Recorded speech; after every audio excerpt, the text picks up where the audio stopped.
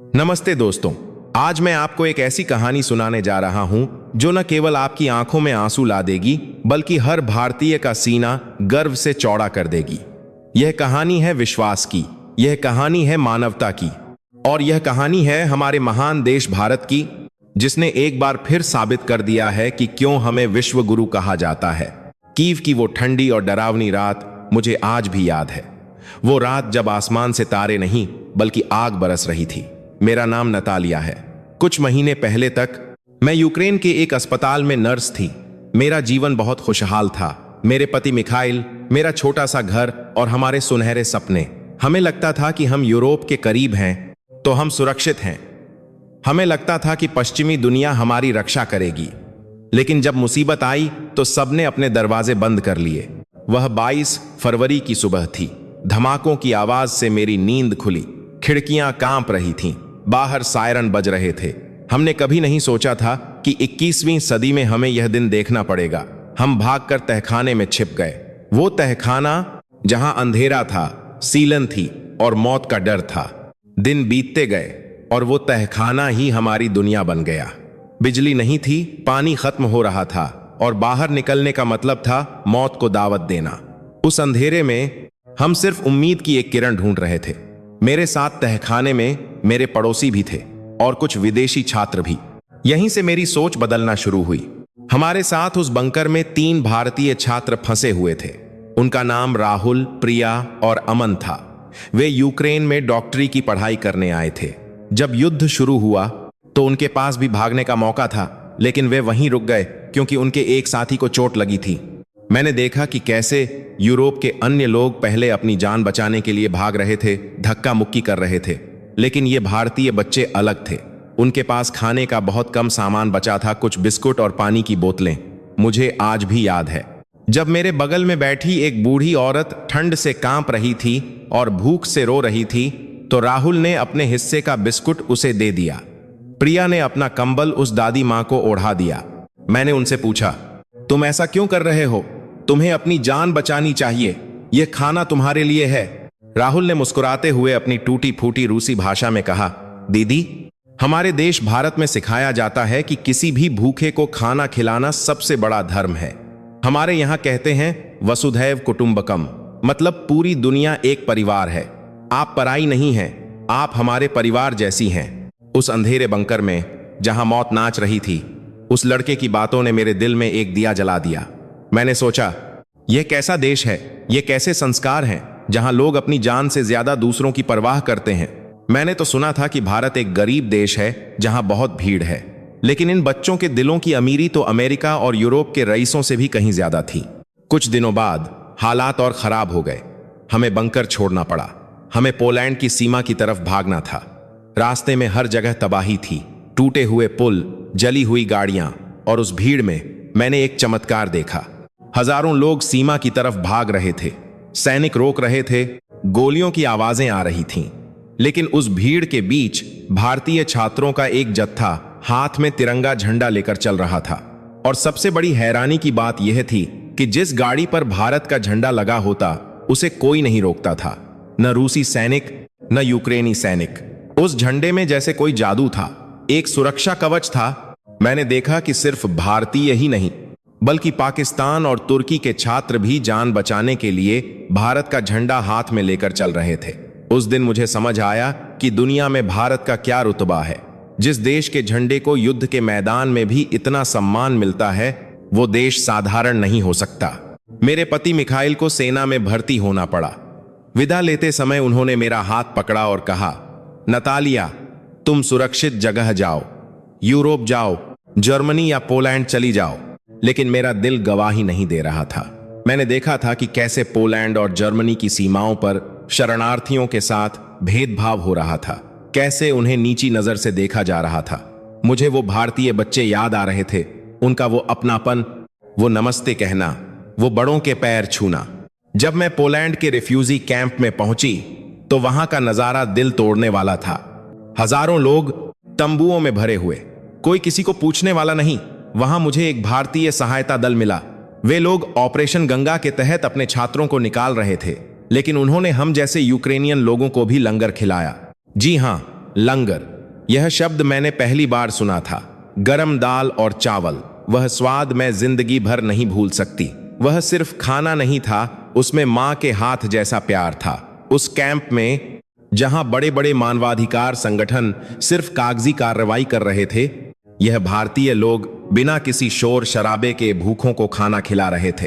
तभी मैंने फैसला किया, मुझे अमेरिका नहीं जाना जहां सब कुछ पैसे से तौला जाता है। मुझे यूरोप नहीं जाना जहां अब इंसानियत ठंडी पड़ चुकी है। मुझे उस देश में जाना है जहां के बच्चों ने अपनी जान खतरे में डालकर एक बूढ़ी औरत को कंबल दिया था। मुझे भारत जाना है। मेरी सहेलियां मुझ पर हंसी। पागल हो गई हो नतालिया, उन्होंने कहा। भारत? वो तो बहुत दूर है, वहां गर्मी है, गरीबी है, वहां क्यों जाना चाहती हो? मैंने उनसे कहा, तुम लोग सिर्फ आंखों से देख रहे हो, मैं दिल से देख रही हूं। जहां इंसानियत जिंदा है वही जगह रहने लायक है, और मुझे लगता है कि आज की दुनिया में इंसानियत का आखिरी घर भारत ही बचा है। वीजा मिलना आसान नहीं था, लेकिन शायद किस्मत मेरे साथ थी। मैंने भारत का मेडिकल वीजा आवेदन किया, यह कहकर कि मैं युद्ध के सदमे से उबरने के लिए आयुर्वेद और योग का सहारा लेना चाहती हूं। और सच कहूं तो मेरे मन को शांति की ही सबसे ज्यादा जरूरत थी। हवाई जहाज में बैठते वक्त मेरा दिल जोर जोर से धड़क रहा था। मैं अपना सब कुछ पीछे छोड़ रही थी, मेरा देश, मेरा घर, मेरे पति। लेकिन जैसे ही मैं एयर इंडिया के विमान में बैठी, एक अलग ही एहसास हुआ। एयर हॉस्टेस ने हाथ जोड़कर नमस्ते किया। वो मुस्कान बनावटी नहीं थी। उसने मुझे पानी दिया और पूछा, मैडम आप ठीक तो हैं? उसकी आंखों में करुणा थी, जिज्ञासा नहीं। दिल्ली के हवाई अड्डे पर जब मैं उतरी तो एक गर्म हवा का झोंका मेरे चेहरे से टकराया। यह हवा यूरोप की ठंडी हवाओं से अलग थी। इसमें मिट्टी की खुशबू थी, शोर था, भीड़ थी, लेकिन उस भीड़ में एक अजीब सा अनुशासन भी था, जीवन का अनुशासन। मैं डरी हुई थी, अकेली औरत एक अनजान देश में। भाषा नहीं आती, लोग अलग दिखते हैं। लेकिन तभी एक बुजुर्ग सिख टैक्सी वाले ने मेरा सामान उठाया। उसने मेरी परेशानी भांप ली थी। उसने टूटी फूटी इशारों की भाषा में पूछा, होटल, हॉस्पिटल? मैंने उसे अपने गेस्ट हाउस का पता दिखाया जो पहाड़गंज में था। रास्ते भर वह कुछ गुनगुनाता रहा। मुझे बाद में पता चला कि वह गुरुवाणी थी। जब हम पहुंचे तो मैंने उसे पैसे देने चाहे। उसने देखा कि मैं यूक्रेन से हूं।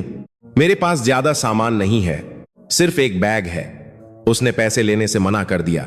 उसने अपनी पगड़ी ठीक की और आसमान की तरफ इशारा करके कहा, गुरु की सेवा। मैं हैरान रह गई। यूरोप में तो टैक्सी वाले मीटर से 1 रुपया भी कम नहीं करते, और यहां एक गरीब टैक्सी वाला मुझसे पैसे नहीं ले रहा था क्योंकि उसे लगा कि मैं मुसीबत में हूं। मेरी आंखों से आंसू बह निकले। यह मेरा भारत में पहला दिन था और पहले ही दिन इस देश ने मुझे गले लगा लिया था। मैं जिस गेस्ट हाउस में रुकी थी वह बहुत आलीशान नहीं था, लेकिन वहां की मालकिन, जिसे सब माताजी कहते थे, उन्होंने मुझे देखते ही पहचान लिया कि मैं दुखी हूं। वह मेरे कमरे में आई, मेरे सिर पर हाथ फेरा और बिना कुछ बोले मेरे लिए गर्म दूध और हल्दी लेकर आई। हम दोनों की भाषा अलग थी। मैं हिंदी नहीं जानती थी, वो यूक्रेनी या अंग्रेजी नहीं जानती थी, लेकिन दुख की और प्रेम की कोई भाषा नहीं होती। अगले कुछ दिन मैंने दिल्ली की सड़कों पर बिताए। मैंने देखा कि यहाँ लोग कैसे जीते हैं। हाँ, यहाँ संघर्ष है, लोग मेहनत करते हैं, पसीना बहाते हैं, लेकिन शाम को सब साथ बैठकर हंसते भी हैं। यूरोप में लोग मशीनों की तरह जीते हैं, लेकिन यहाँ लोग जिंदगी को जीते हैं। मैंने देखा कि यहाँ के मंदिरों में, गुरुद्वारों में कैसे हजारों लोगों को मुफ्त खाना खिलाया जाता है। कोई यह नहीं पूछता कि तुम कौन हो, तुम्हारा धर्म क्या है, तुम किस देश से हो, बस पेट भरा होना चाहिए। यह देखकर मुझे अपने बंकर के वो दिन याद आ गए। यह वही संस्कृति थी जो उन छात्रों में थी। यह कोई दिखावा नहीं था, यह भारत के खून में था।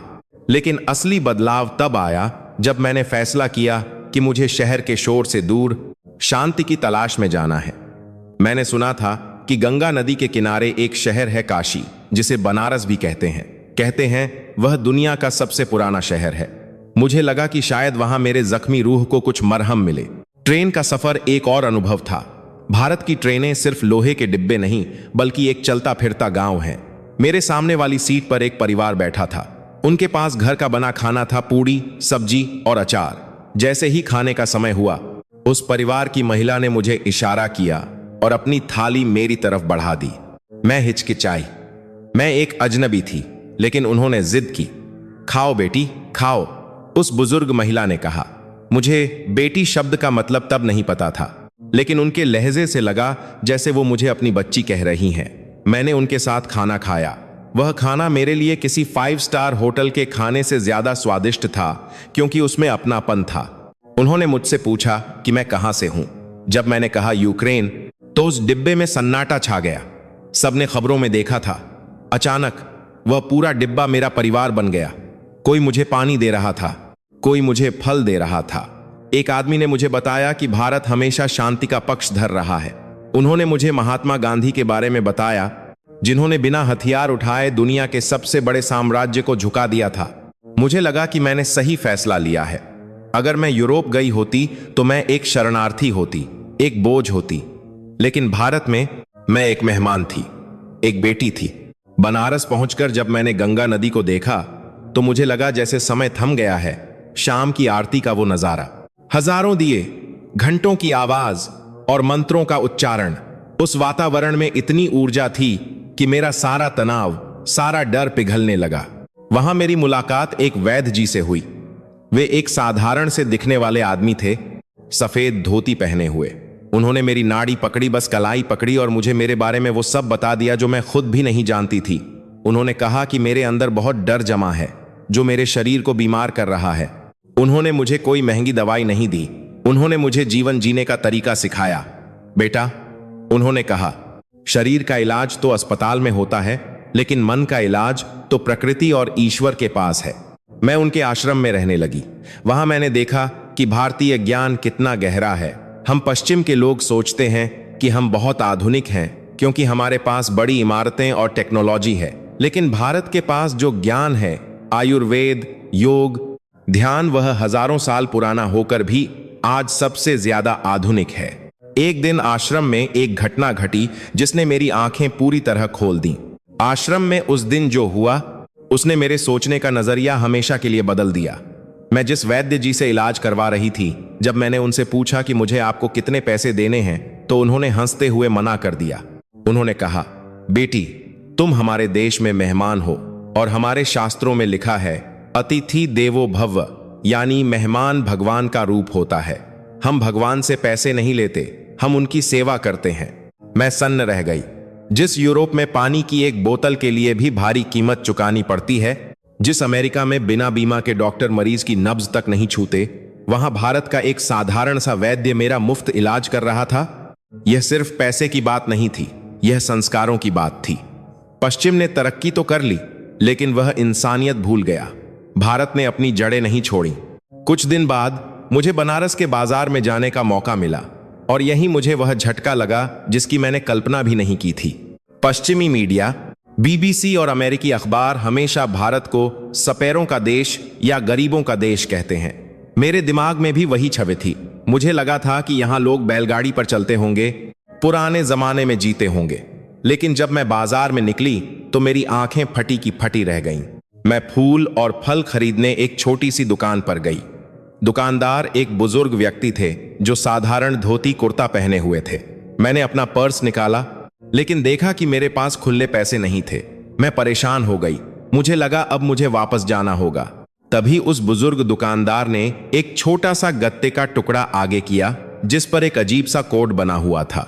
उन्होंने कहा, मैडम जी, स्कैन कर दीजिए। मैं हैरान थी। स्कैन? यहां इस छोटी सी दुकान पर? मैंने देखा कि मेरे बगल में एक रिक्शे वाला, जो शायद ज्यादा पढ़ा लिखा भी नहीं था, वह भी अपनी सवारी से फोन के जरिए पैसे ले रहा था। चाय वाला, सब्जी वाला, यहां तक कि सड़क किनारे बैठने वाला मोची भी डिजिटल तरीके से पैसे ले रहा था। यूक्रेन और यूरोप में कार्ड से पेमेंट करने के लिए भी हमें बड़ी दुकानों में जाना पड़ता है। अमेरिका में भी बैंक का काम इतना धीमा होता है कि कई दिन लग जाते हैं, लेकिन यहां भारत में, यहां तो जादू हो रहा था। पलक झपकते ही पैसा इधर से उधर। मुझे बाद में पता चला कि इसे यूपी कहते हैं। यह भारत की अपनी तकनीक है। मुझे शर्म आई कि हम पश्चिम के लोग खुद को कितना आधुनिक समझते हैं, लेकिन तकनीक के असली इस्तेमाल में भारत हमसे कोसों आगे निकल चुका है। भारत के लोगों ने तकनीक को सिर्फ अमीर लोगों की जागीर नहीं बनने दिया, बल्कि इसे गरीब से गरीब आदमी का हथियार बना दिया। मैं उस दिन समझ गई कि भारत अब सपेरों का देश नहीं है, यह दुनिया का डिजिटल बॉस है। यह वो नया भारत है जो अपनी शर्तों पर जीता है। शाम को मैं गंगा के घाट पर बैठी थी। मेरे बगल में कुछ नौजवान बैठे थे। वे अंग्रेजी में नहीं बल्कि गर्व से अपनी मातृभाषा हिंदी में बात कर रहे थे। वे अंतरिक्ष विज्ञान और चंद्रयान की बातें कर रहे थे। उनकी बातों में इतना आत्मविश्वास था कि मुझे रश्क होने लगा। हमारे देशों में युवा अक्सर अपनी संस्कृति से भागते हैं। वे अमेरिकी जैसा दिखना चाहते हैं, लेकिन यहाँ ये युवा माथे पर तिलक लगाए हुए थे, लेकिन बातें दुनिया बदलने की कर रहे थे। यही है असली भारत, जहां विज्ञान और विश्वास एक साथ चलते हैं। अगले हफ्ते मेरी तबीयत थोड़ी नासाज हो गई। मौसम बदल रहा था और शायद थकान की वजह से मुझे बुखार आ गया। मुझे डर लगने लगा।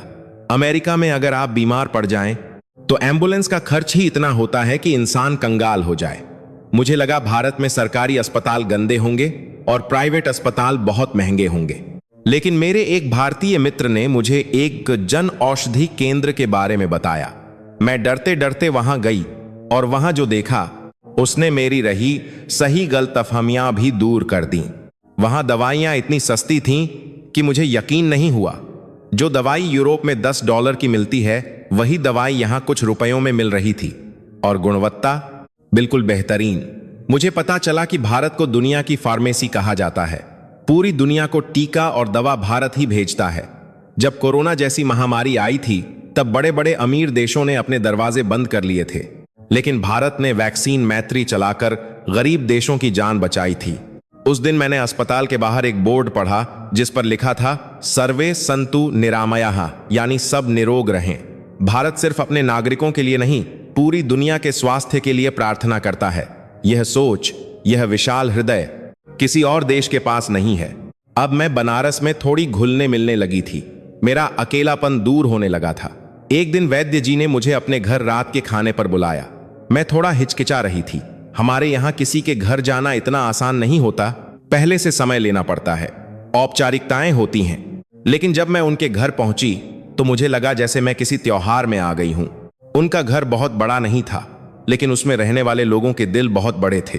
मैंने देखा कि घर में 3 पीढ़ियां एक साथ रह रही थीं। दादा दादी, माता पिता और बच्चे, सब एक ही छत के नीचे। पश्चिम में जैसे ही बच्चे 18 साल के होते हैं, वे माता पिता को छोड़ देते हैं। बूढ़े माता पिता ओल्ड एज होम, वृद्धाश्रम में अकेले मरते हैं। कोई उनसे बात करने वाला नहीं होता। हम इसे स्वतंत्रता कहते हैं, लेकिन भारत में उस घर को देखकर मुझे लगा कि हम कितने गलत थे। जिसे हम स्वतंत्रता कहते हैं, वह असल में अकेलापन है। यहां मैंने देखा कि घर की सबसे छोटी पोती अपने दादाजी के पैरों में बैठकर उनसे कहानियां सुन रही थी। घर की बहू अपनी सास से सलाह ले रही थी। खाने की मेज पर जब सब साथ बैठे तो पहले घर के बुजुर्गों को खाना परोसा गया। यह सम्मान, यह संस्कार मैंने अपनी पूरी जिंदगी में नहीं देखा था। वैद्य जी की पत्नी ने, जिन्हें सब दादी माँ कहते थे, उन्होंने मुझे अपने हाथ से खाना परोसा। मेरी थाली में रोटी, दाल, सब्जी और खीर थी। उन्होंने मुझसे पूछा, बेटी तुम्हें अपने घर की याद आती है ना? उनकी आवाज में इतना अपनापन था कि मेरे आंसू निकल आए। मैं रो पड़ी। मैं उस अनजान घर में अनजान लोगों के बीच बैठकर रो रही थी, लेकिन किसी ने मुझे चुप नहीं कराया। दादी माँ ने मुझे अपने सीने से लगा लिया। उनकी साड़ी की खुशबू में मुझे अपनी माँ की याद आ गई। उस रात मुझे समझ आया कि भारत को भारत माता क्यों कहते हैं, क्योंकि यह देश सिर्फ जमीन का टुकड़ा नहीं है। यह एक माँ की तरह है जो अपने हर बच्चे को, चाहे वह अपना हो या पराया, अपनी गोद में जगह देती है। खाने के बाद वैद्य जी ने मुझसे एक बात कही जो मेरे दिल में छप गई। उन्होंने कहा, नतालिया, हम भारतीय मानते हैं कि जीवन का असली सुख साथ रहने में है, अलग होने में नहीं। पश्चिम सिखाता है मैं, लेकिन भारत सिखाता है हम। उस रात मैं अपने गेस्ट हाउस वापस आई, लेकिन मुझे नींद नहीं आई। मैं पूरी रात सोचती रही। हम यूक्रेन में, यूरोप में किस चीज के पीछे भाग रहे थे? बड़ी कारें, बड़े घर, लेकिन उन बड़े घरों में रहने वाले लोग अंदर से कितने खोखले हैं। यहां भारत में लोगों के पास शायद साधन कम हो, लेकिन उनके पास संतोष है, उनके पास परिवार का सुख है। अगले दिन सुबह मैं गंगा किनारे टहल रही थी।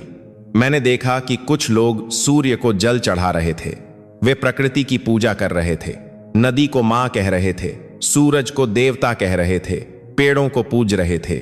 पश्चिम में हम प्रकृति को एक संसाधन समझते हैं, हम उसका शोषण करते हैं, हम नदियों को गंदा करते हैं, हम एक वार्ड सेकंड विंड जंगलों को काटते हैं, और आज हम ग्लोबल वार्मिंग जलवायु परिवर्तन का रोना रो रहे हैं। लेकिन भारत हजारों सालों से प्रकृति के साथ तालमेल बिठाकर जी रहा है। अगर दुनिया ने भारत का रास्ता अपनाया होता तो आज यह धरती विनाश के कगार पर नहीं होती। मैंने वहां एक साधु को देखा, उनके शरीर पर भस्म लगी थी, उनकी आंखों में एक तेज था। मैंने उनसे टूटी फूटी हिंदी में पूछा, बाबा खुशी कहां मिलती है? वे हंसे और अपनी छाती पर हाथ रखकर बोले, यहां भीतर, बाहर ढूंढोगी तो भटकती रहोगी। भारत तुम्हें तुम्हारे भीतर की यात्रा करना सिखाता है। उस दिन मैंने योग क्लास ज्वाइन करने का फैसला किया। मैं देखना चाहती थी कि यह भीतर की यात्रा क्या है। योग क्लास में मेरे साथ दुनिया भर के लोग थे। अमेरिका, जापान, जर्मनी, सब शांति की तलाश में भारत आए थे। हमारे गुरुजी ने हमें बताया कि योग सिर्फ कसरत नहीं है, यह शरीर, मन और आत्मा को जोड़ने का विज्ञान है। जब मैंने ओम का उच्चारण किया तो मुझे अपने शरीर में एक कंपन महसूस हुआ। ऐसा लगा जैसे मेरे सारे तनाव, युद्ध की सारी भयानक यादें उस ध्वनि में विलीन हो रही थीं। मुझे पहली बार मानसिक शांति का अनुभव हुआ, वह शांति जो मुझे किसी भी महंगी दवाई या थेरेपी से नहीं मिली थी। दिन बीतते गए और मैं भारतीय रंग में रंगने लगी। मैंने साड़ी पहनना सीखा, बिंदी लगाना शुरू किया। मुझे लगने लगा कि शायद मैं पिछले जन्म में भारतीय ही थी। लेकिन मेरी यह खुशी ज्यादा दिन नहीं रही। मुझे यूक्रेन से एक बुरी खबर मिली। मेरे पति मिखाइल का कोई पता नहीं चल रहा था। मेरा फोन बजा और दूसरी तरफ से सिसकने की आवाज आई। मेरी सहेली बता रही थी कि जिस बटालियन में मिखाइल थे उस पर भारी बमबारी हुई है। मेरे पैरों तले जमीन खिसक गई। मैं फिर से उसी अंधेरे में गिरने लगी। मुझे लगा कि मेरा सब कुछ खत्म हो गया। मैं गंगा किनारे जाकर जोर जोर से रोना चाहती थी। मैं भगवान से पूछना चाहती थी कि मेरे साथ ही ऐसा क्यों हो रहा है। मैं दौड़ती हुई घाट पर गई। शाम हो चुकी थी, आरती शुरू होने वाली थी। मैं एक कोने में बैठकर रो रही थी। तभी एक छोटी सी बच्ची जो शायद फूल बेच रही थी मेरे पास आई। उसके कपड़े फटे हुए थे, पैर नंगे थे, लेकिन उसकी आंखों में एक चमक थी। उसने देखा कि मैं रो रही हूं। उसने अपनी टोकरी से एक दिया उठाया और मेरे हाथों में रख दिया। उसने कहा, दीदी रो मत, गंगा मैया सब ठीक कर देंगी। यह दिया जलाओ और प्रार्थना करो, यहां सबकी पुकार सुनी जाती है। एक अनजान गरीब बच्ची मुझे दिलासा दे रही थी। उसने मुझसे पैसे नहीं मांगे, उसने मुझे उम्मीद दी। मैंने कांपते हाथों से वह दिया जलाया और नदी में प्रवाहित कर दिया। उस टिमटिमाते दिए को लहरों पर तैरते देख मुझे मेरे पति की याद आई। तभी घाट पर मौजूद एक पंडित जी ने मंत्र पढ़ना शुरू किया। मृत्योर्मा अमृतम गमय, यानी मुझे मृत्यु से अमृता की ओर ले चलो। मुझे महसूस हुआ कि मृत्यु अंत नहीं है। भारत में मृत्यु को पूर्ण विराम नहीं माना जाता, बल्कि एक नए अध्याय की शुरुआत माना जाता है। यह दर्शन, यह गहरा ज्ञान मुझे दुनिया की किसी और किताब में नहीं मिला। श्रीमद् भगवद गीता का वह ज्ञान कि आत्मा कभी नहीं मरती, उसने मुझे अचानक एक अजीब सी शक्ति दी। लेकिन कहानी अभी खत्म नहीं हुई थी। मुझे अभी भारत के एक और रूप को देखना बाकी था।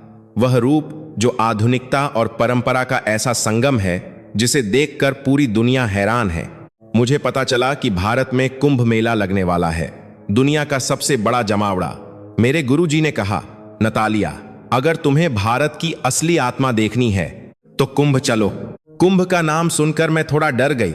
करोड़ों की भीड़, क्या मैं वहां सुरक्षित रहूंगी? क्या वहां व्यवस्था होगी?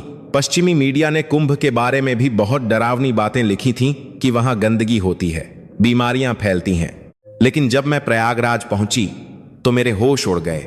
जब मैं प्रयागराज के लिए निकली तो मेरे मन में कई सवाल थे। पश्चिमी मीडिया, बीबीसी और अमेरिकी समाचार चैनलों ने हमेशा कुंभ मेले को खतरनाक भीड़ और गंदगी का ढेर बताकर दिखाया था। मुझे डराया गया था कि वहां भगदड़ मच सकती है, बीमारियां फैल सकती हैं। लेकिन गुरुजी ने कहा था, जाओ और अपनी आंखों से सत्य देखो। जैसे ही हमारी गाड़ी प्रयागराज के पास पहुंची, मुझे लगा कि मैं किसी दूसरी दुनिया में आ गई हूं। मैंने अपनी जिंदगी में कभी इतने लोग एक साथ नहीं देखे थे। जहां तक नजर जा रही थी, सिर्फ सिर ही सिर दिखाई दे रहे थे। लेकिन अजीब बात यह थी कि कोई धक्का मुक्की नहीं हो रही थी, कोई चिल्ला नहीं रहा था। सबके चेहरों पर एक अजीब सी शांति थी। जब मैंने तंबुओं का शहर देखा तो मेरा मुंह खुला का खुला रह गया। यह कोई साधारण मेला नहीं था, यह एक अस्थायी महानगर था जो रातों रात खड़ा कर दिया गया था। और यह शहर मेरे देश यूक्रेन के कई शहरों से भी बड़ा था। मैंने देखा कि वहां सड़कें बनी थीं, बिजली के खंभे लगे थे, पानी की पाइपलाइन बिछी थी और अस्थायी अस्पताल बने थे। यूरोप में एक छोटा सा संगीत कार्यक्रम आयोजित करने में महीनों लग जाते हैं, और यहां भारत ने करोड़ों लोगों के रहने का इंतजाम इतनी आसानी से कर दिया था। यह भारत की प्रशासनिक क्षमता का सबसे बड़ा सबूत था। मैं एक पुल के ऊपर खड़ी होकर नीचे देख रही थी। लाखों लोग नदी की ओर बढ़ रहे थे। एक तरफ से लोग आ रहे थे, दूसरी तरफ से जा रहे थे। सब कुछ एक लय में हो रहा था। पुलिस वाले हाथ जोड़कर लोगों को रास्ता दिखा रहे थे। मैंने देखा कि एक पुलिस वाला एक बूढ़ी अम्मा का हाथ पकड़कर उन्हें सड़क पार करवा रहा था। यूरोप में पुलिस डंडा लेकर खड़ी होती है, अमेरिका में पुलिस बंदूक लेकर खड़ी होती है, लेकिन यहां भारत की पुलिस सेवा कर रही थी। वे जानते थे कि ये भीड़ उपद्रवी नहीं है, ये भक्त हैं। मुझे सबसे ज्यादा हैरानी स्वच्छता देखकर हुई। मुझे बताया गया था कि भारत गंदा है, लेकिन कुंभ के मैदान में मुझे कहीं भी कचरा नहीं दिखा। हर थोड़ी दूर पर कूड़ेदान थे। हजारों सफाई कर्मचारी दिन रात काम कर रहे थे। मैंने एक सफाई कर्मचारी से बात की, उनका नाम राजू था। मैंने पूछा, भैया आप थकते नहीं हैं, इतनी गंदगी साफ करते हैं? राजू ने जो जवाब दिया उसने मेरा सिर शर्म से झुका दिया। उसने कहा, मेम साहब यह गंदगी नहीं है, यह तो पुण्य का काम है। यहाँ जो लोग आए हैं वे तीर्थयात्री हैं, उनकी सेवा करना मतलब ईश्वर की सेवा करना है। हमारे प्रधानमंत्री जी ने झाड़ू उठाया था तो हम क्यों शर्म करें? यह स्वच्छ भारत है। उस साधारण से सफाई कर्मचारी की बातों में जो राष्ट्रभक्ति थी वह मैंने बड़े बड़े नेताओं में भी नहीं देखी।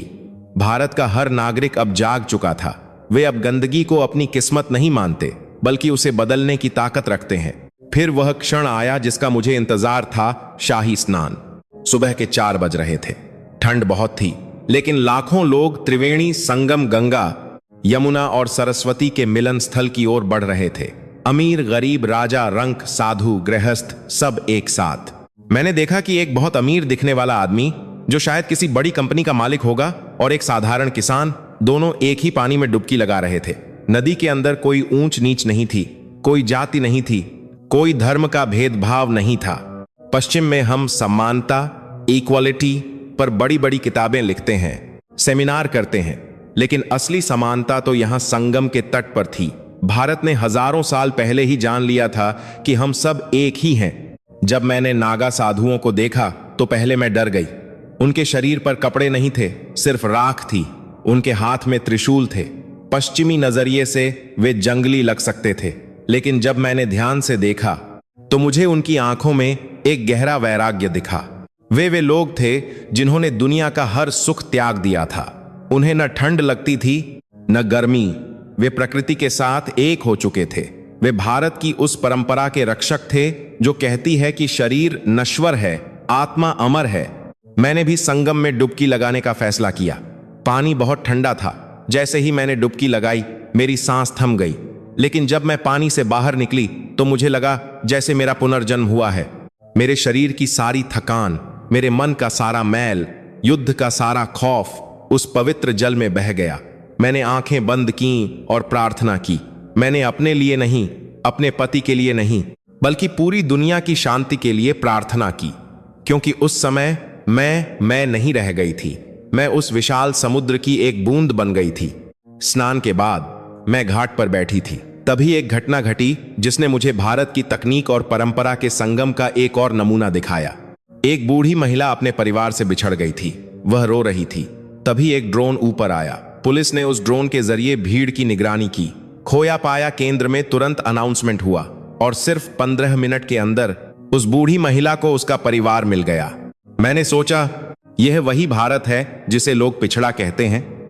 यहां प्राचीन आस्था के साथ साथ अत्याधुनिक तकनीक, AI और ड्रोन्स का इस्तेमाल हो रहा था।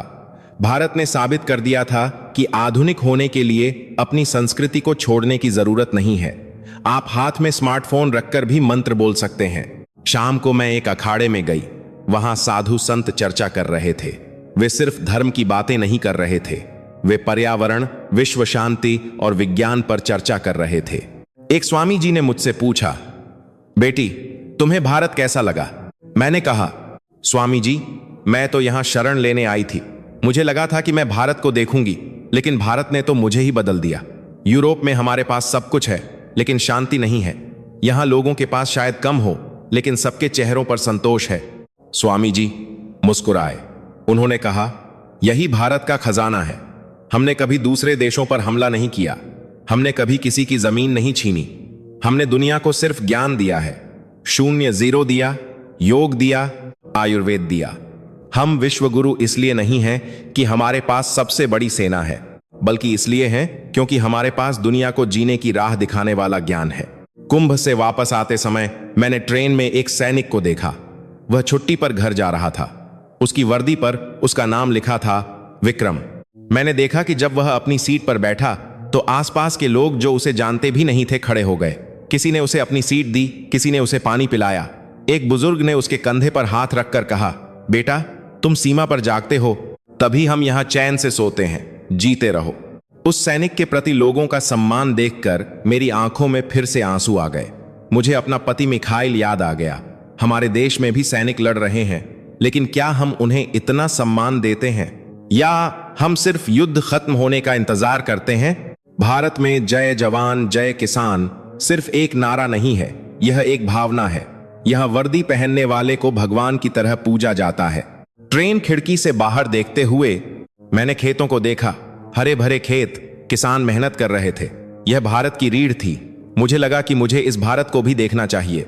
वो भारत जो गांवों में बसता है, वो भारत जो अपनी मिट्टी से सोना उगाता है। मैं एक छोटे से गांव में रुकी। यह गांव गुजरात में था। मुझे बताया गया था कि यहाँ की दूध की समिति दुनिया भर में मशहूर है। जब मैं गांव पहुंची तो मुझे लगा था कि कच्ची सड़कें होंगी, अंधेरा होगा, लेकिन वह गांव किसी यूरोपीय कस्बे से कम नहीं था। पक्की सड़कें, सोलर लाइट और हर घर के बाहर एक पक्का शौचालय। मैंने वहां की महिलाओं को देखा। वे अनपढ़ नहीं थीं, वे हिसाब किताब कर रही थीं। वे सुबह दूध निकालती, उसे सेंटर पर जमा करती और पैसा सीधा उनके बैंक खाते में आ जाता। कोई बिचौलिया नहीं, कोई ठगी नहीं। एक महिला जिसका नाम कोमलबेन था, उन्होंने मुझे अपने घर बुलाया। उन्होंने मुझे छाछ पिलाई। मैंने उनसे पूछा, क्या आप शहर नहीं जाना चाहती? कोमलबेन ने हंसते हुए कहा, शहर जाकर क्या करेंगे? वहां तो जहर मिलता है, हवा में भी और खाने में भी। यहां हम शुद्ध हवा खाते हैं, शुद्ध खाना खाते हैं, और अब तो गांव में ही इंटरनेट है, बिजली है। मोदी जी ने घर घर पानी पहुंचा दिया है। अब हमारा गांव ही शहर बन गया है। उनकी बातों में जो स्वाभिमान था वह काबिले तारीफ था। भारत का किसान अब लाचार नहीं था, वह आत्मनिर्भर बन रहा था। उस शाम गांव के चौपाल पर सब इकट्ठे हुए। एक बड़ी स्क्रीन लगी थी जिस पर देश के वैज्ञानिकों द्वारा बनाए गए रॉकेट की लॉन्चिंग दिखाई जा रही थी। इसरो का रॉकेट आसमान छूने वाला था। गांव के बच्चे, बूढ़े, औरतें सब टकटकी लगाकर देख रहे थे। जैसे ही रॉकेट ने उड़ान भरी, पूरा गांव तालियों से गूंज उठा। भारत माता की जय के नारे लगने लगे। एक धोती पहने बुजुर्ग ने अपनी मूंछों पर ताव देते हुए कहा, देखा, हम चांद पर पहुंच गए। अंग्रेजों ने हमें 200 साल तक गुलाम रखा, हमें अनपढ़ कहा। आज हम उनसे आगे निकल गए। उनका सूरज डूब गया, लेकिन भारत का सूरज अब उग रहा है। मुझे महसूस हुआ कि यह सिर्फ एक रॉकेट नहीं था, यह 140 करोड़ भारतीयों के सपनों की उड़ान थी। यह वो आत्मविश्वास था जो सदियों बाद भारत को वापस मिला था। मैं सोचने लगी कि अगर मैं यूरोप गई होती तो शायद मुझे शरणार्थी भत्ता मिल जाता, मुझे रहने को घर मिल जाता, लेकिन क्या मुझे यह परिवार मिलता? क्या मुझे यह गर्व मिलता? भारत में आकर मैंने सीखा कि देश सिर्फ नक्शे पर बनी लकीरें नहीं होता। देश बनता है लोगों से, उनके दिलों से और उनके साझा सपनों से। लेकिन अभी मेरी यात्रा का सबसे भावुक मोड़ आना बाकी था। मुझे एक ऐसी जगह जाना था जो हर भारतीय के दिल के सबसे करीब है।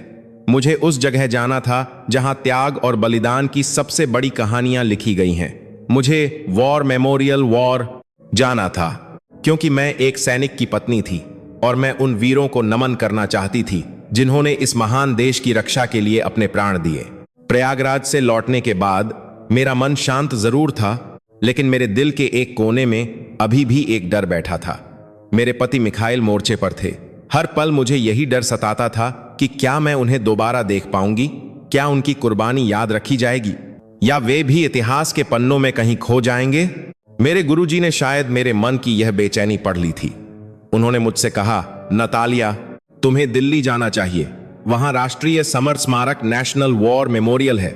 वहां तुम्हें तुम्हारे हर सवाल का जवाब मिलेगा। मैं दिल्ली वापस आई।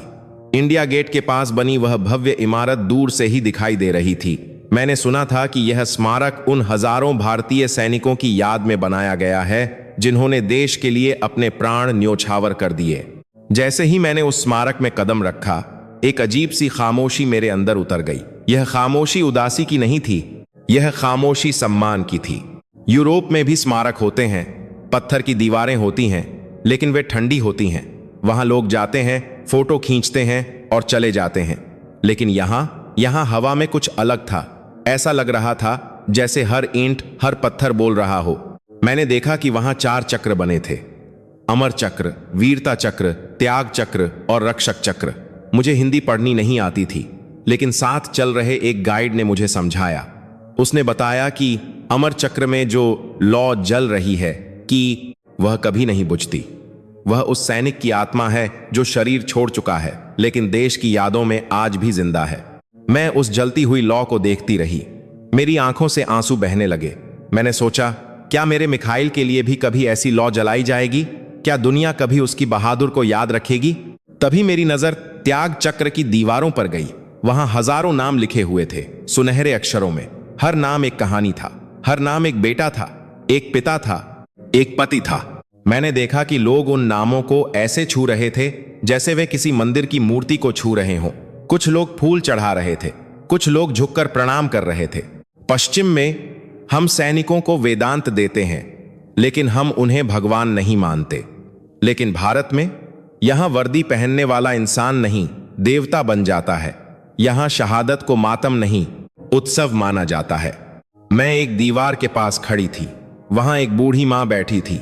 उनके बाल पूरी तरह सफेद थे, उनकी कमर झुकी हुई थी। उन्होंने एक साधारण सी सफेद साड़ी पहनी थी। वे एक नाम के ऊपर अपनी कांपती हुई उंगलियां फेर रही थीं। मैं मंत्रमुग्ध होकर उन्हें देख रही थी। वह रो नहीं रही थीं।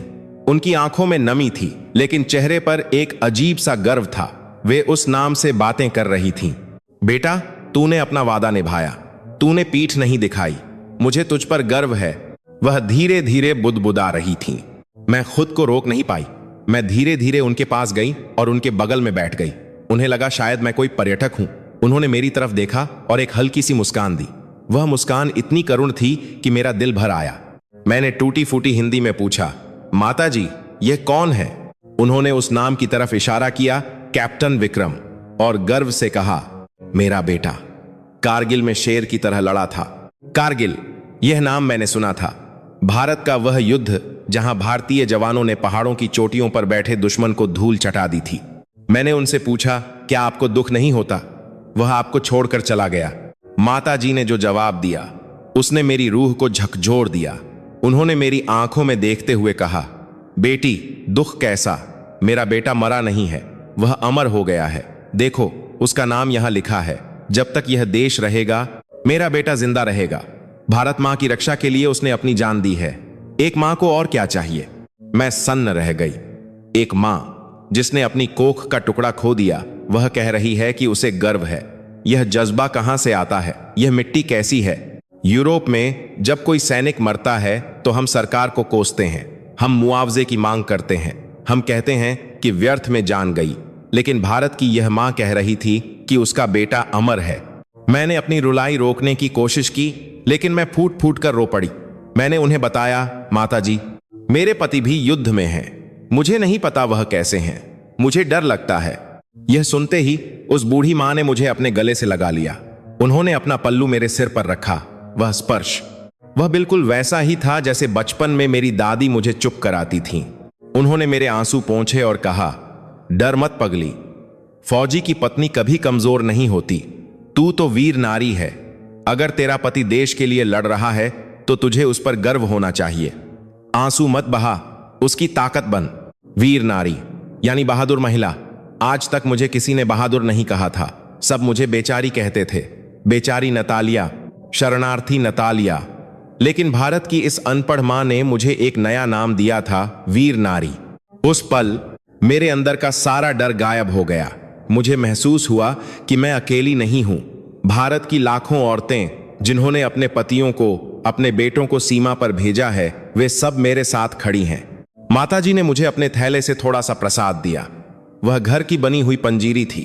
उन्होंने कहा, यह खा ले और याद रख, भारत की मिट्टी वीरों की पूजा करती है।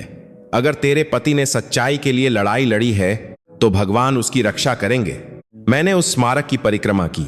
मैंने देखा कि वहां सिर्फ उस बूढ़ी मां का बेटा नहीं था, वहां परमवीर चक्र विजेता थे। वहां 21 साल के लड़के थे जिन्होंने टैंकों के सामने अपनी छाती अड्डा दी थी। मुझे major Somnath Sharma, captain Vikram Batra, major Sandeep Unnikrishnan जैसे वीरों की कहानियां वहां लगे बोर्ड पर पढ़ने को मिली। मैं अब हिंदी थोड़ा थोड़ा पढ़ पा रही थी। ये कहानियां किसी हॉलीवुड फिल्म से ज्यादा रोमांचक थीं। हॉलीवुड में सुपर हीरो होते हैं जो उड़ सकते हैं, लेकिन भारत के पास असली हीरो हैं जिनका खून लाल है लेकिन जिगर लोहे का है। मैंने वहां एक और चीज महसूस की। वहां आने वाले लोग, चाहे वे हिंदू हों, मुस्लिम हों, सिख हों या ईसाई हों, सब एक साथ उस ज्योति के सामने सिर झुका रहे थे। बाहर वे शायद अलग अलग हों, लेकिन यहां वे सब सिर्फ भारतीय थे। भारत की सेना दुनिया की एकमात्र ऐसी सेना है जो सिर्फ जमीन के लिए नहीं लड़ती, बल्कि तिरंगे की शान के लिए लड़ती है। मुझे याद आया कि कैसे यूक्रेन से निकलते वक्त उसी तिरंगे ने मेरी जान बचाई थी। आज मुझे समझ आया कि उस झंडे में इतनी ताकत क्यों है, क्योंकि उस झंडे के धागों में इन हजारों शहीदों का खून मिला हुआ है। शाम हो रही थी। इंडिया गेट पर रोशनी जल गई थी। स्मारक सुनहरी रोशनी में नहाया हुआ था। वहां रिट्रीट सेरेमनी हो रही थी। बिगुल बज रहा था। वह धुन इतनी उदास लेकिन इतनी गरिमापूर्ण थी कि वहां मौजूद हजारों लोग बिल्कुल शांत हो गए। जब राष्ट्रगान जन गण मन शुरू हुआ तो सब सावधान की मुद्रा में खड़े हो गए। मैं भी खड़ी हो गई। मैं भारतीय नहीं थी, लेकिन उस पल मेरा दिल भारतीय बन गया था। मैंने भी उस तिरंगे को सलामी दी जिसने मुझे नया जीवन दिया था। स्मारक से बाहर निकलते वक्त मैंने वहां की मिट्टी को अपने माथे से लगाया। यह मिट्टी पवित्र थी। होटल वापस आते समय मैंने टैक्सी में रेडियो पर एक गाना सुना। वह पुराना गाना था, ऐ मेरे वतन के लोगों, जरा आंख में भर लो पानी। टैक्सी वाला उस गाने को गुनगुना रहा था और उसकी आंखों में भी आंसू थे। मैंने टैक्सी वाले से पूछा, भैया, भारत में लोग सेना को इतना प्यार क्यों करते हैं? उसने गर्व से छाती ठोक कर कहा, मैडम जी, नेता आते हैं जाते हैं, लेकिन फौजी अपनी जवानी, अपना परिवार, सब कुछ छोड़कर हमारी राखी करता है। सियाचिन की बर्फ में जब हम रजाई में ठिठुरते हैं, वो वहां खड़ा रहता है। राजस्थान की गर्मी में जब हम एसी नहीं छोड़ते, वो वहां जलता है। भारत का हर नागरिक अपने फौजी को अपना बेटा मानता है।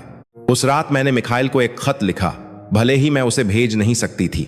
मेरे प्यारे मिखाइल, आज मैंने एक ऐसी जगह देखी जहां मौत को हराया जाता है। आज मैंने जाना कि असली वीरता क्या है। तुम डरो मत, तुम अपनी लड़ाई लड़ो। मैं अब रोऊंगी नहीं, क्योंकि मैं अब समझ गई हूं कि एक सैनिक की पत्नी होना सजा नहीं, सम्मान है। मैं एक ऐसे देश में हूं जो वीरों की कद्र करना जानता है। अगर तुम्हें कुछ हो भी गया तो मैं जानती हूं कि तुम्हारी आत्मा को शांति मिलेगी, क्योंकि तुमने धर्म के लिए लड़ाई लड़ी है। और मुझे यहां एक नया परिवार मिल गया है। एक ऐसा परिवार जो खून के रिश्तों से बड़ा है मिट्टी का रिश्ता। अगले दिन मैंने एक और फैसला किया। मैं अब सिर्फ बैठकर समय नहीं काटूंगी।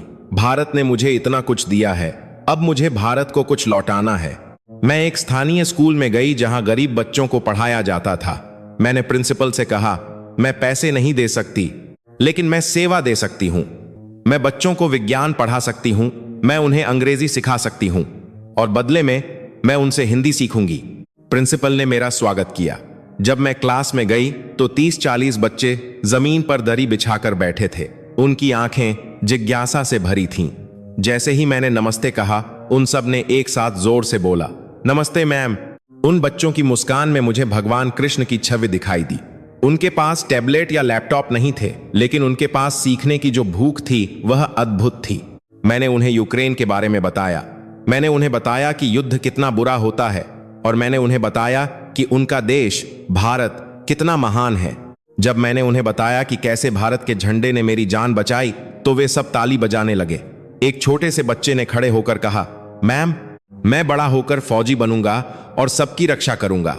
मैंने उसके सिर पर हाथ फेरा। मुझे लगा कि भारत का भविष्य सुरक्षित हाथों में है। जिस देश के बच्चे बचपन से ही दूसरों की रक्षा करने का सपना देखते हों, उस देश को कोई नहीं हरा सकता। दिन बीतते रहे। मैं बच्चों को पढ़ाती, शाम को मंदिर या गुरुद्वारे में सेवा करती। मैंने रोटियां बनाना सीख लिया था। मैंने हिंदी में बात करना सीख लिया था। अब मैं परदेसी नहीं, दीदी बन गई थी। लेकिन नियति को अभी मुझे एक आखिरी तोहफा देना बाकी था। दीपावली का त्योहार आने वाला था। भारत में दिवाली सबसे बड़ा त्योहार होता है। पूरा देश रोशनी से नहाने वाला था। मुझे मिखाइल की बहुत याद आ रही थी। पिछली दिवाली पर हम साथ थे, मंद्रादो सातों की अलती अलकी। दिवाली की शाम मैं अपने गेस्ट हाउस की छत पर दिए जला रही थी। आसमान में आतिशबाजी हो रही थी। हर तरफ खुशी का माहौल था, लेकिन मेरा दिल भारी था। तभी मेरा फोन बजा। एक अनजान नंबर था, अंतर्राष्ट्रीय नंबर। मेरे हाथ कांपने लगे। क्या यह बुरी खबर है? क्या यह मिखाइल के बारे में है? मैंने धड़कते दिल के साथ फोन उठाया। हेलो, मेरी आवाज कांप रही थी। दूसरी तरफ कुछ सेकंड की खामोशी थी। फिर एक जानी पहचानी आवाज आई। वह आवाज थकी हुई थी, लेकिन जिंदा थी। नतालिया, वह मिखाइल थे। मैं चिल्ला पड़ी, मिखाइल, तुम ठीक हो? तुम कहां हो? मिखाइल ने बताया कि वह घायल हो गए थे और एक रेड क्रॉस अस्पताल में थे। वह सुरक्षित थे, और सबसे बड़ी बात उन्होंने जो बताई वह सुनकर मैं दंग रह गई। नतालिया, तुम्हें पता है मुझे किसने बचाया? मिखाइल ने पूछा। किसने? एक भारतीय डॉक्टर ने। वह रेड क्रॉस के साथ काम कर रहा था। जब सबने उम्मीद छोड़ दी थी, तब उसने मेरा ऑपरेशन किया। उसने कहा कि उसने अपनी पढ़ाई भारत में की है और उसका धर्म कहता है कि जान बचाना ही सबसे बड़ी पूजा है। नतालिया, भारत ने सिर्फ तुम्हें नहीं, मुझे भी बचाया है। मैं वहीं छत पर घुटनों के बल बैठ गई। मैंने आसमान की तरफ हाथ उठाए और जोर जोर से रोने लगी, लेकिन इस बार ये खुशी के आंसू थे। भारत, ओ मेरे प्यारे भारत, तुमने मुझे शरण दी, तुमने मुझे सम्मान दिया, तुमने मुझे हिम्मत दी, और आज तुम्हारे ही एक बेटे ने 7 समुंदर पार मेरे पति की जान बचाई। मैं इस कर्ज को कैसे चुकाऊंगी? नीचे गली में बच्चे पटाखे फोड़ रहे थे। उनमें से एक रॉकेट ऊपर आया और आसमान में जाकर फूट गया, जैसे मेरी खुशी का इजहार कर रहा हो। मैंने उस रात तय कर लिया, अब मैं वापस नहीं जाऊंगी, कम से कम अभी नहीं। मिखाइल जब ठीक हो जाएंगे तो मैं उन्हें भी यहां बुलाऊंगी। मैं चाहती हूं कि वह भी इस पवित्र भूमि को देखें। भारत अब मेरा दूसरा घर नहीं था, भारत ही मेरा घर था। दीपावली की वह रात मेरे जीवन की सबसे लंबी रात थी।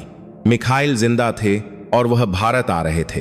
अगले 1 महीने तक मैंने सिर्फ एक ही काम किया, इंतजार। लेकिन यह इंतजार दुख भरा नहीं था, यह उम्मीद से भरा था। मैंने अपने कमरे को सजाया।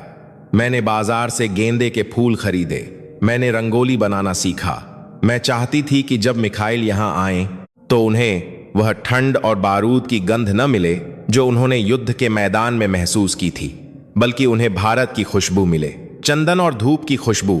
आखिरकार वह दिन आ गया। मैं दिल्ली के हवाई अड्डे पर खड़ी थी। मेरे हाथों में फूलों की माला थी। मेरे आसपास कई लोग अपने रिश्तेदारों का इंतजार कर रहे थे। एक बूढ़ी अम्मा मेरे बगल में खड़ी थीं। उन्होंने मुझे इतना बेचैन देखकर पूछा, बेटी, कौन आ रहा है?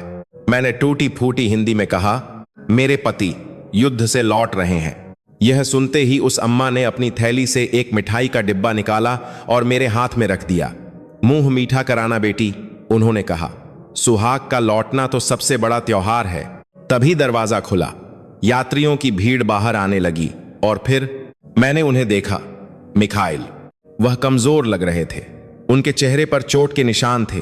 वे बैसाखी के सहारे चल रहे थे, लेकिन उनकी आंखों में वही चमक थी जो मैंने पहली बार देखी थी। मैं दौड़कर उनके पास गई। मैं कुछ बोल नहीं पाई, बस रोती रही। मिखाइल ने मुझे गले लगा लिया। उन्होंने धीरे से कहा, नतालिया, हम सुरक्षित हैं। मैंने भारतीय परंपरा के अनुसार उनके गले में माला डाली। आसपास खड़े लोग जो हमें जानते भी नहीं थे तालियां बजाने लगे। कुछ लोगों ने भारत माता की जय के नारे लगाए। मिखाइल हैरान थे। उन्होंने पूछा, ये लोग हमें जानते हैं? मैंने कहा, नहीं मिखाइल, ये हमें नहीं जानते, लेकिन यहां किसी की खुशी में शामिल होने के लिए जान पहचान की जरूरत नहीं होती। यही भारत है। अगले कुछ हफ्तों में मैंने मिखाइल को मेरा भारत दिखाया। हाँ, अब मैं इसे मेरा भारत कहने लगी थी। मिखाइल के पैर में अभी भी दर्द था। युद्ध के घाव गहरे थे। पश्चिमी डॉक्टर शायद उन्हें दर्द निवारक गोलियां देते और कई सर्जरी बताते, लेकिन मैं उन्हें केरल ले गई, भगवान का अपना देश। वहां एक आयुर्वेदिक आश्रम में उनका इलाज शुरू हुआ। मिखाइल को पहले यकीन नहीं हुआ। तेल और जड़ी बूटियों से गोली का घाव कैसे भरेगा, उन्होंने पूछा था। लेकिन जब वैद्य जी ने उनका इलाज शुरू किया तो उन्होंने मिखाइल के शरीर का नहीं बल्कि उनके मन का इलाज किया। उन्होंने कहा, पुत्र, युद्ध ने तुम्हारे शरीर को बाद में तोड़ा, पहले तुम्हारी आत्मा को घायल किया है, पहले आत्मा को जोड़ना होगा। 3 हफ्तों के भीतर मिखाइल बैसाखी छोड़कर अपने पैरों पर चलने लगे। यह किसी चमत्कार से कम नहीं था।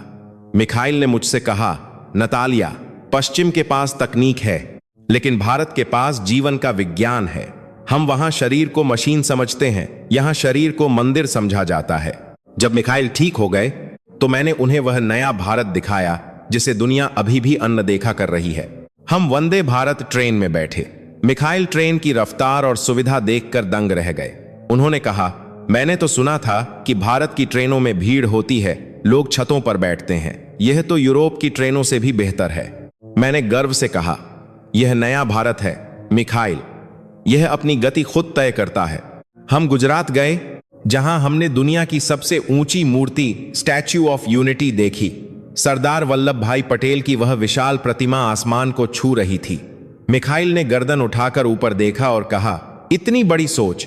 यह देश अपने नायकों का सम्मान करना जानता है।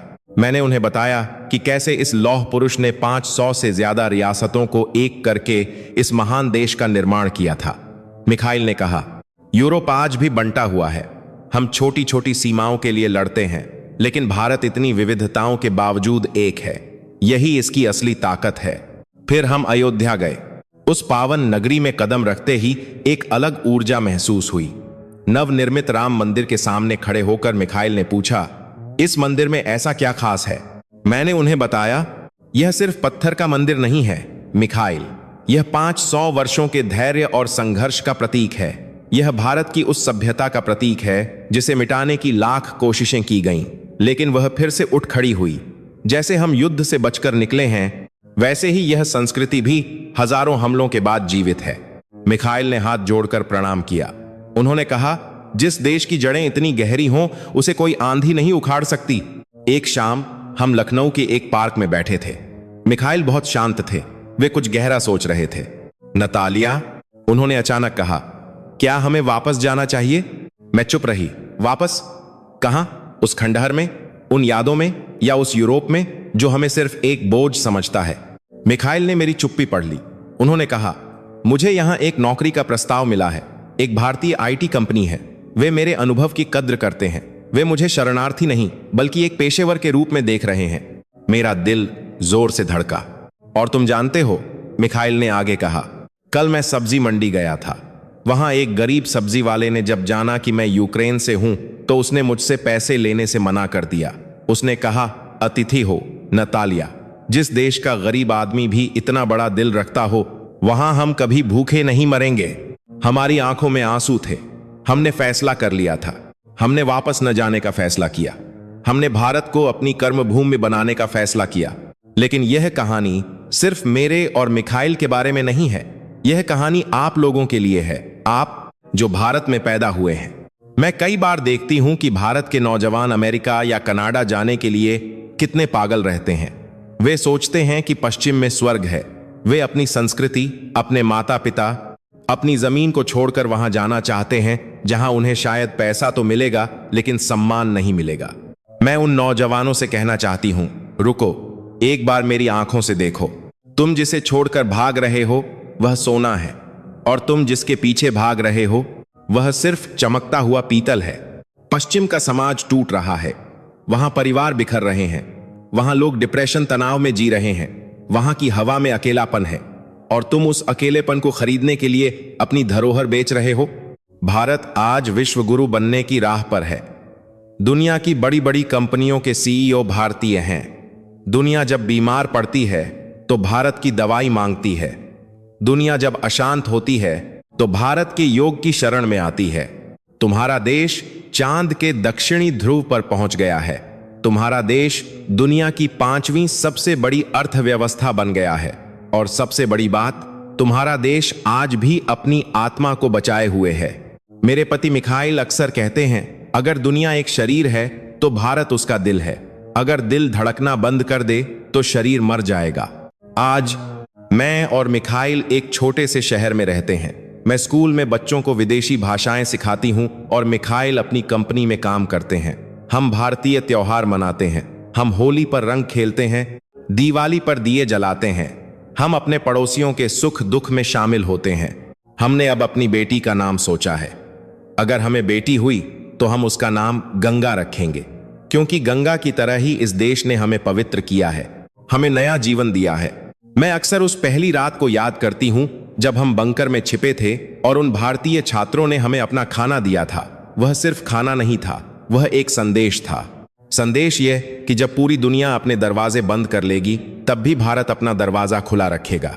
संदेश यह कि जब मानवता हारने लगेगी तब भारत उसे बचा लेगा। आप सभी भारतीयों को मेरा शत शत नमन। आपको शायद पता नहीं है कि आप कितने भाग्यशाली हैं कि आपने इस पुण्य भूमि पर जन्म लिया है। इस मिट्टी की कद्र करो, इसे कभी मत छोड़ना, क्योंकि पूरी दुनिया घूम लेने के बाद मुझे यह समझ आ गया है कि शांति वॉशिंगटन या लंदन में नहीं है।